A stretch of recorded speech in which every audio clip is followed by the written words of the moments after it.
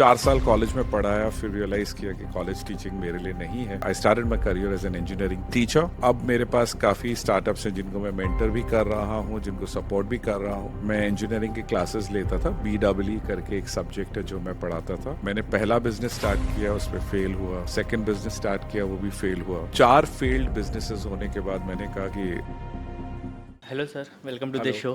Thank you so much. आपके बारे में थोड़ा बता सकते हैं? हमारे ऑडियंस जानना चाहेंगे। Okay, Dinesh Israni, founder of Naman Angels and currently the CEO of RCIF. RCIF मतलब Rayat centenary innovation and incubation foundation. मैं एक इंजीनियर हूँ। I started my journey as an engineering candidate. As an engineer I started my career as an engineering teacher. 4 साल college में पढ़ाया, फिर realise किया कि कॉलेज टीचिंग मेरे लिए नहीं है। Then moved on and started my classes. मैं इंजीनियरिंग की क्लासेस लेता था, BEE करके एक सब्जेक्ट है जो मैं पढ़ाता था। बहुत साल पढ़ाए एंड उसमें मैंने काफ़ी नाम कमा लिया। इंजीनियरिंग क्लासेस चलाते चलाते मुझे लगा कि क्यों नहीं मैं अपना खुद का बिजनेस स्टार्ट करूं। मैंने पहला बिजनेस स्टार्ट किया, उसमें फेल हुआ। सेकंड बिजनेस स्टार्ट किया, वो भी फेल हुआ। 4 फेल्ड बिजनेसेस होने के बाद मैंने कहा कि अब फेल कैसे होते हैं वो तो सीख लिया है, और बिजनेसेस फेल क्यों होते हैं वो भी सीख लिया है। मैंने कहा आप क्यों नहीं मैं जो हमारे स्टूडेंट्स हैं उनको मोटिवेट करूं कि वो बिजनेस करें। फेलियर के बारे में तो मैं जानता ही हूं। मैंने कहा क्यों नहीं मैं उनको गाइड करूं कि बिजनेस आप कैसे कर सकते हैं और फेल कैसे नहीं हो सकते हैं।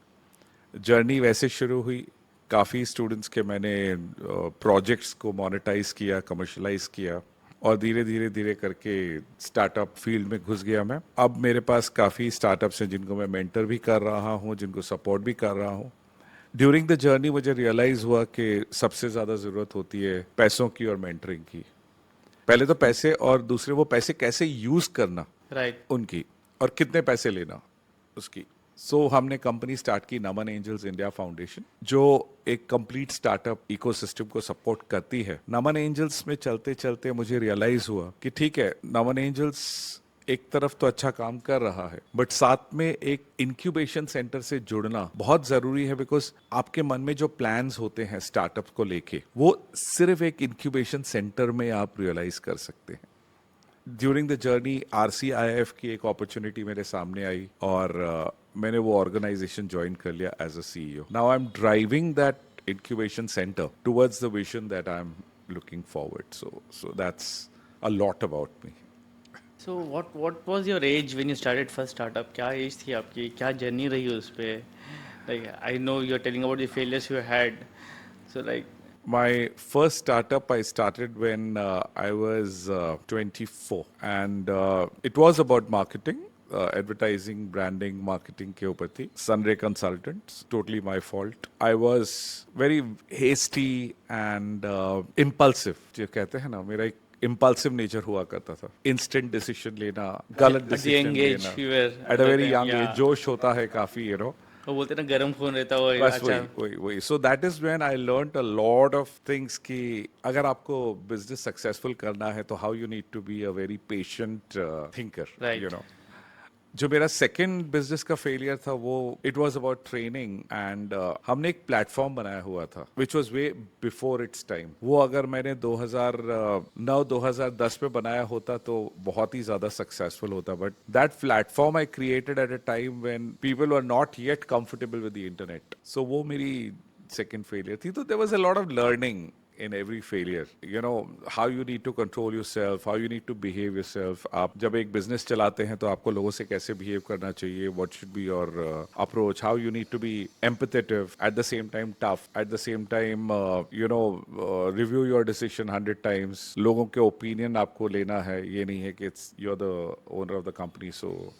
So this is and how what made you that idea of Naman angels? How you came up with Naman angels? Actually Naman angels की जो आइडिया थी वो आई थी, मेरे कुछ स्टूडेंट्स थे। Sorry, what is the name? Like how it came Naman? Naman मतलब क्या? क्या एक्चुअली? नमन क्या था, एक ऑर्गेनाइजेशन थी नवी मुंबई में, जहां पर हमने नमन स्टार्ट किया हुआ था। It was there was a organization called Zoom Start India, हाँ। And I was a part of that Zoom Start India, जिनके फाउंडर थे mister Tapasvi Patel, and I was his colleague. And हमने वहाँ नमन एंजल्स इंडिया फाउंडेशन शुरू किया हुआ था। Actually Naman angels क्या था, सिंस नवी मुंबई को कोई भी स्टार्टअप सिस्टम और स्टार्टअप नेटवर्क नहीं था, तब हमने नवी मुंबई में पहला जूम स्टार्ट इंडिया शुरू किया था. It was a coworking space जहां पर हम पूरा इकोसिस्टम बनाना चाहते थे फॉर स्टार्टअप्स. एंड तब हमने कहा कि मुंबई को एंजल इन्वेस्टिंग है, मुंबई एंजल्स है, then there are Delhi angels. हमने कहा क्यों नहीं एक नवी मुंबई एंजल नेटवर्क होना चाहिए. So we started Navi Mumbai angel network. Okay.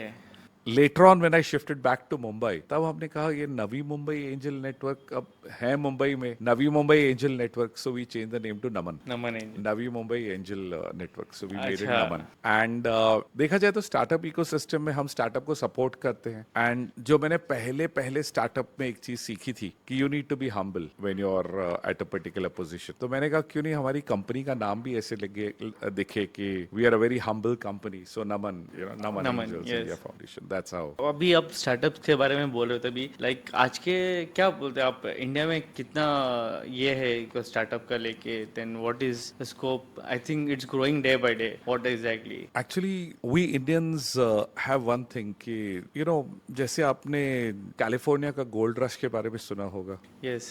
1849 में जब गोल्ड रश हुआ गोल्ड था, रश हुआ था. करेक्ट. सारे कैलिफोर्निया भाग रहे थे. राइट. यू नो, गोल्ड है तो सारे सारे सारे वहां भाग रहे थे. हम इंडियंस का नेचर थोड़ा वैसा है. अब स्टार्टअप इज अ बज़वर्ड, तो सारे स्टार्टअप्स के पीछे भाग रहे हैं. मगर क्या उनके पास इनोवेटिव आइडियाज हैं?